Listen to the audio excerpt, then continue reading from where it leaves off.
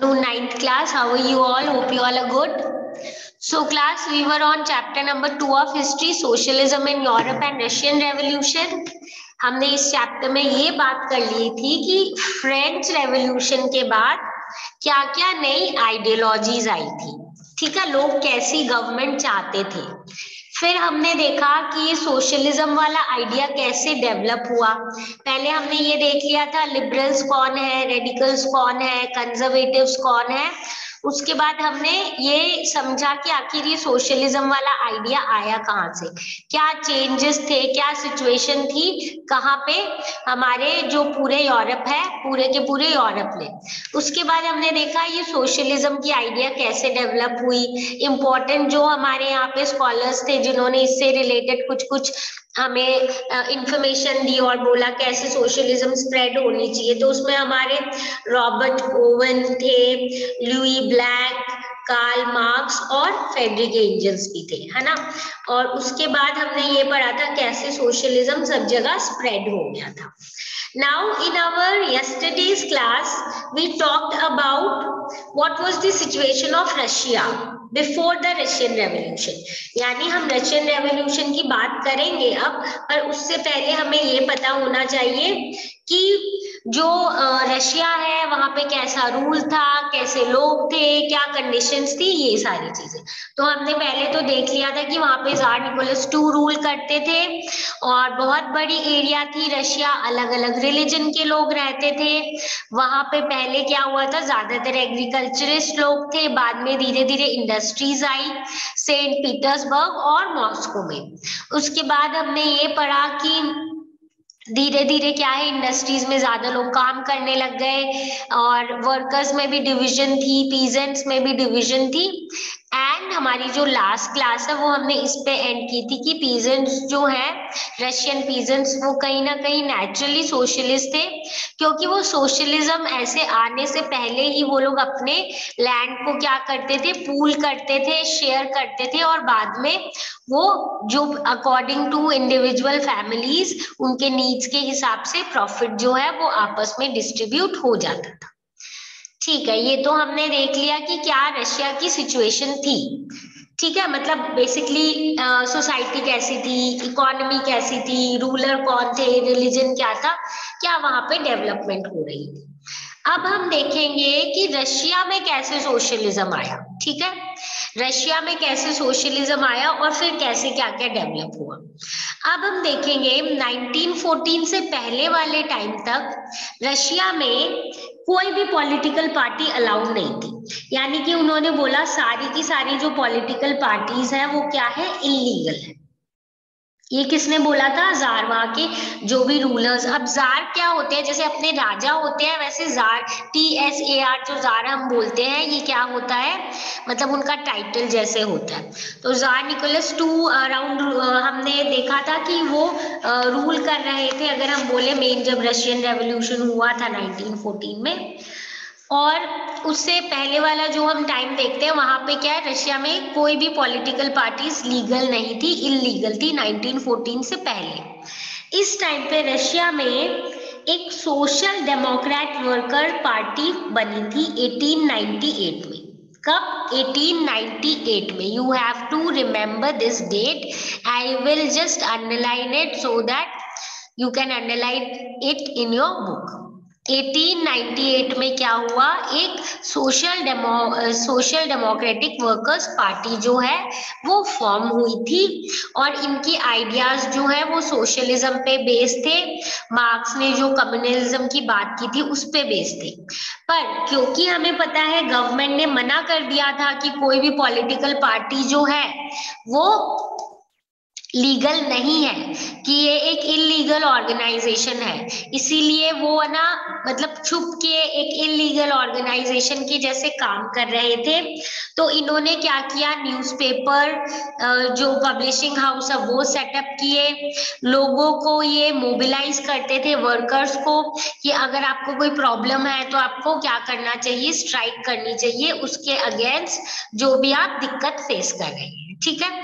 तो यहाँ पे हमने पहली चीज क्या देखी कि ऐसे तो रशिया में पॉलिटिकल पार्टीज इलीगल थी 1914 तक, पर एक 1898 में social democratic workers party form हुई थी, पर और मार्क्स के आइडियाज पे, क्योंकि सोशलिज्म टर्म ही आ गया, पर क्योंकि गवर्नमेंट जो है, जो वहाँ के मोनार्क है, उन्होंने बोल रखा था कोई भी पॉलिटिकल पार्टी जो है वो अलाउड नहीं है, तो इसलिए वो एक इलीगल ऑर्गेनाइजेशन जैसे काम कर रही थी।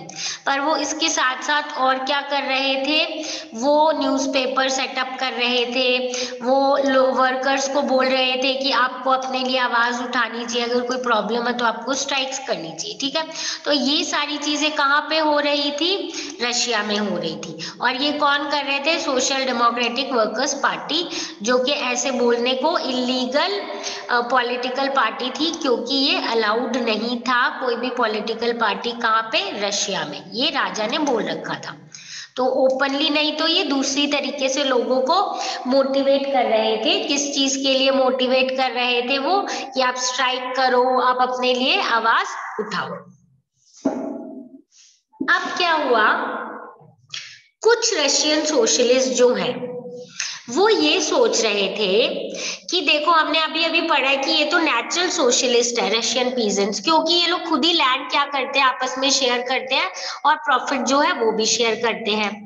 तो अब कुछ सोशलिस्ट थे जो बोलते हैं कि पीजेंट्स जो है वो नेचुरल सोशलिस्ट है, तो इसीलिए पीजेंट, अगर हम कोई रेवोल्यूशन करना चाहते हैं जिससे कि हम चाहते हैं कि राजा हट जाए या मोनार्की वाली गवर्नमेंट हट के एक सोशलिस्ट गवर्नमेंट आए, तो हमें एक रेवोल्यूशन करना पड़ेगा, और इस रेवोल्यूशन का मेन फोर्स किसको होना चाहिए, पीजेंट्स को ही होना चाहिए। किसको, पीजेंट्स को ही होना चाहिए। रशिया जो है वो obviously could become socialist more quickly than other countries, अगर हम ऐसा करें कि पीजेंट्स को आगे आगे रखें रेवोल्यूशन में।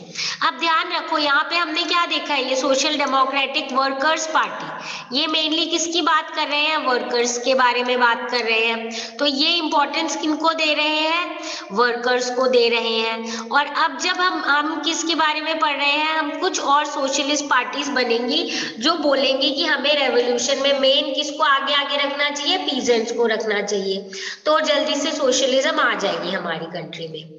सोशलिस्ट जो है they were active in country side through the late 19th century. Socialist 19th century में बहुत ज्यादा स्प्रेड हो रहे थे, कंट्री साइड मतलब गांव वाली साइड पे। तब यहाँ पे भी एक पार्टी बनी, सोशलिस्ट रेवोल्यूशनरी पार्टी। कौन सी पार्टी, सोशलिस्ट रेवोल्यूशनरी पार्टी, और ये फॉर्म कब हुई, 1900 में, ठीक है। Remember, socialist revolutionary party 1900, okay. तो ये जो पार्टी फॉर्म हुई है, ये यही बोल रही है कि पीजेंट्स को स्ट्रगल करना चाहिए, पीजेंट्स को प्रॉब्लम है, जहां पे भी पीजेंट को प्रॉब्लम थी उनके राइट के लिए ये लड़ते थे। ये बोलते थे कि जितने भी लैंड नोबल्स के पास है वो किसको दे देने चाहिए, वो दे देने चाहिए पीजेंट्स को, ठीक है। सो दैट मीन्स हम यहाँ पे देखते हैं कि यहाँ ये जो नई पार्टी बनी थी, सोशलिस्ट रेवोल्यूशनरी पार्टी 1900 में, ये यही बोल रही थी कि पीजेंट के राइट्स के लिए हमें लड़ना है, जितने भी लैंड नोबल के पास है वो किसको दे देने चाहिए, पीजेंट्स को देने चाहिए।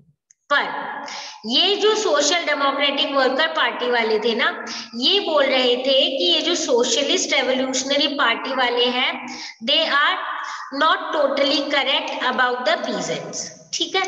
याद रखना, नाम में ही है SDWP, SDWP मतलब वर्कर्स के सपोर्टर, और सोशल रेवोल्यूशनरी पार्टी जो है वो हमारा किसके सपोर्टर्स है, पीजेंट्स के सपोर्टर्स। तो सोशल डेमोक्रेट्स ने बोला सोशल रेवोल्यूशनरी एग्जैक्टली सही नहीं है पीजेंट्स के बारे में।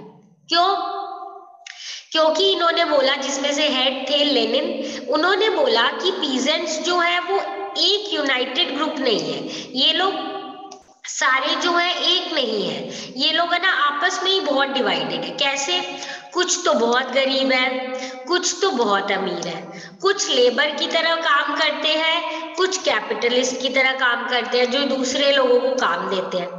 तो जब ये आपस में ही डिवाइडेड है, तो जब हम कोई बहुत बड़ा मूवमेंट या रेवोल्यूशन करेंगे तो ये खुद ही आपस में क्या हो जाएंगे, बीच में हो सकता है इनमें डिवीजन आ जाए, ये लड़ ले, तो वो मूवमेंट क्या होगा, हमारा सक्सेसफुल नहीं हो पाएगा। So the Social Democrats basically thought कि it is not a good idea to keep peasants as the main force in the revolution because they are divided themselves। तो उनमें खुद में ही इतनी ज्यादा हम बोलेंगे कि डिफरेंसेस हैं और इतने ज्यादा आपस में अलग है, कोई अमीर है, कोई गरीब है, कोई खुद काम करता है और कोई जो है दूसरों को काम पे रखता है। तो ये जो रेवोल्यूशन है वो सक्सेसफुल नहीं हो पाएगा क्योंकि हो सकता है ये बीच में ही खुद ही आपस में इनके डिवीजन जो है वो ज्यादा बढ़ जाए। तो इसीलिए इस टाइम पे हम देखेंगे कि एक कंफ्यूजन था कि अगर सोशलिज्म हो तो उसके मेन जो लीडर्स है वो या मेन जो फोर्स है वो कौन होने चाहिए। ठीक है, इसी टाइम पे हम देखेंगे कि जो मेजर ये जो हमारी सोशल डेमोक्रेट पार्टी है ये थोड़ी सी डिवाइड हो गई थी, मतलब पार्टी के बीच में ही there was a kind of division जिसमें हम देखेंगे कि कैसे आगे हमें प्रोसीड करना चाहिए, उसकी दो स्ट्रैटेजीज बन गई थी। तो फिर उसके दो पॉलिटिकल ग्रुप्स जैसे बन गए थे, एक है हमारे बोल्शेविक और एक है हमारे Menshevik. Okay, I just underline them. ये है हमारे बोल्शेविक ग्रुप जिनके हेड थे व्लादिमीर लेनिन और दूसरे थे मेंशेविक्स। ठीक है, अब बोल्शेविक्स और मेंशेविक्स में मेन डिफरेंस क्या था कि जो बोल्शेविक्स है वो ये बोल रहे थे कि हमारी सोसाइटी ऐसी है, इतनी रिप्रेसिव सोसाइटी है क्योंकि यहाँ पे जार के हिसाब से ही चलता है, तो हमें अपनी पार्टी जो है वो थोड़ी डिसिप्लिन रखनी चाहिए और इसके जो मेंबर्स है वो हमें मतलब लिमिटेड रखने चाहिए in the sense quality of member, सिर्फ जो टोटली डेडिकेटेड है सोशलिज्म से वही होना चाहिए। और मेंशेविक्स जो है वो बोल रहे थे नहीं, our party should be open to all. ठीक है, जैसे जर्मनी में उसी तरीके से हमें सोशलिस्ट पार्टी सबके लिए क्या रखनी चाहिए, सबके लिए ओपन रखनी चाहिए। वेरएस जो बोल्शेविक्स हैं वो ये बोल रहे थे नहीं, क्योंकि बहुत स्ट्रिक्ट एनवायरनमेंट है अभी, क्योंकि जार रूल करते हैं और वो एकदम चेक रखते हैं चीजों पे, तो इसीलिए हमें क्या करना चाहिए, हमें ऐसी मतलब कंडीशन रखनी चाहिए जहाँ पे क्या है सिर्फ रिस्ट्रिक्टेड मेंबर्स को ही क्या मिले, एंट्री मिल जाए हमारे पार्टी में। मतलब हम और भी डिफरेंसेस अगर देखना चाहे तो जो बोल्शेविक्स है वो चाहते थे कि एकदम सेंट्रलाइज पार्टी होनी चाहिए जिसमें सिर्फ रेवोल्यूशनरीज ही होने चाहिए, और जो मेंशेविक्स है वो बोल रहे थे नहीं, हम डेमोक्रेटिक सोसाइटी के या डेमोक्रेटिक थोड़ी पार्टी उस टाइप से रखेंगे। ठीक है, और बेसिकली ये जो जैसे अगर हम इनकी बात करें बोल्शेविक्स की, तो ये बोल रहे थे डायरेक्टली मोनार्की से हमें कम्युनिस्ट सोसाइटी में चले जाना चाहिए, जबकि जो मेंशेविक है वो बोल रहे थे धीरे धीरे चेंजेस आने चाहिए। ठीक है, हमें भी चाहिए सोशलिस्ट गवर्नमेंट पर थोड़ा धीरे धीरे आना चाहिए। और यहाँ पे ये जो है ये सिर्फ हम देखेंगे एकदम स्ट्रिक्टली जो है एक सेक्शन के लिए ही काम करने के लिए लगे हुए थे बोल्शेविक्स, जबकि जो मेंशेविक है वो बोल रहे थे नहीं, मिडिल क्लास को भी अगर जो प्रॉब्लम है वो भी हमें सॉल्व करनी चाहिए। तो बहुत शॉर्ट में अगर हम देखें बुक के हिसाब से बस इतना ही अपने को ध्यान रखना है कि ये बोल रहे थे बोल्शेविक्स की हमारे रिस्ट्रिक्टेड नंबर ऑफ मेंबर्स होने चाहिए, क्वालिटी ऑफ मेंबर्स होने चाहिए, और जो मेंशेविक्स है वो बोल रहे हैं हम सबको अलाउ करेंगे हमारी पार्टी में। ठीक है, और मतलब थोड़े से रिजिड ऐसे थे बोल्शेविक्स, और मेंशेविक्स हम बोल सकते हैं थोड़े से लीनियंट, थोड़े से डेमोक्रेटिक टाइप थे। ठीक है, तो चलो यहाँ तक तो हमारा हो गया। हम अब आगे ये देखते हैं कि अब हम एक बड़े रेवोल्यूशन की बात करेंगे, और ये जो हम बड़े रेवोल्यूशन की बात करेंगे ये कौन सा रेवोल्यूशन है, 1905। ठीक है, सबसे पहला हम बोल सकते हैं इंपॉर्टेंट रेवोल्यूशन जिसके कारण आगे सोशलिज्म के लिए और रेवोल्यूशन होंगे, वो हुआ था 1905 में। तो 1905 में रशिया की कैसी कंडीशन थी जिसके कारण ऐसा हुआ? At the back of the mind please keep in track, और इस चीज को ध्यान रखो कि देखो सोशलिज्म वाली आइडियाज आ गई है अब कहाँ पे, रशिया में। तो लोग भी, और यहाँ पे फ्रांस में भी हमें पता है बहुत पहले फ्रेंच रेवोल्यूशन हो गया, तो सब लोग इक्वालिटी वगैरह की बात कर ही रहे हैं। अब ये 1905 रेवोल्यूशन से पहले रशिया में कंडीशन क्या थी ये देख लेते हैं। ठीक है, तो यहाँ पे आप देखेंगे कि रशिया जो है वो एक ऑटोक्रेसी थी। ऑटोक्रेसी से हमारा क्या मतलब है? ऑटोक्रेसी से हमारा मतलब है जब एक ही आदमी जिस तरीके से रूल करता है सिर्फ उसकी ही बात सुनी जाती है। और यहाँ पे हम ये भी देखेंगे कि बिकॉज जो ये हमारा जार था, ही वॉज टोटली समवेयर, जहाँ पे वॉट एवर ही विश्ड वही क्या होता था उनका फुलफिल, मतलब वही वो चाहते थे कि वही चीज होनी चाहिए। ठीक है, तो यहाँ पे हम देखेंगे रशिया एक ऑटोक्रेसी थी। दूसरे यूरोपियन जगह पे, दूसरे यूरोपियन कंट्रीज में हम देखेंगे कहीं कहीं पे क्या हो गया था, कॉन्स्टिट्यूशनल मोनार्की जैसे आ गई थी। और उसके साथ साथ और क्या हो रहा था कि जो राजा वगैरह है वो पार्लियामेंट के अकॉर्डिंग चल रहे थे, पर ऐसा कुछ रशिया में नहीं था at that time. So here we see that during this time period बाकी यूरोपियन कंट्रीज में जो रूलर्स थे उनको पार्लियामेंट के अकॉर्डिंग भी चलना पड़ रहा था, पर ऐसी सिचुएशन रशिया में नहीं थी इस टाइम पे। और रशिया में साथ में क्या हो रहा था, लिबरल्स जो हमने पहले पढ़ा था, लिबरल्स जो है वो भी बोल रहे थे कि अब है ना गवर्नमेंट जो है वो चेंज होनी चाहिए। और इसके साथ साथ वो सोशल डेमोक्रेट्स और सोशल रेवोल्यूशनरी जो हमने दो पीछे अभी पॉलिटिकल ग्रुप्स की बात की है ना, उससे रिलेटेड इन्होंने क्या किया है, सोशल डेमोक्रेट्स और सोशल रेवोल्यूशनरी से मिल गए थे। पीजेंट्स और वर्कर्स को भी बोला कि चलो हम लोग सब लोग क्या करते हैं, साथ आ जाते हैं और रेवोल्यूशन एक प्लान करते हैं। और डिमांड क्या करेंगे, हमें कॉन्स्टिट्यूशन डिमांड करेंगे।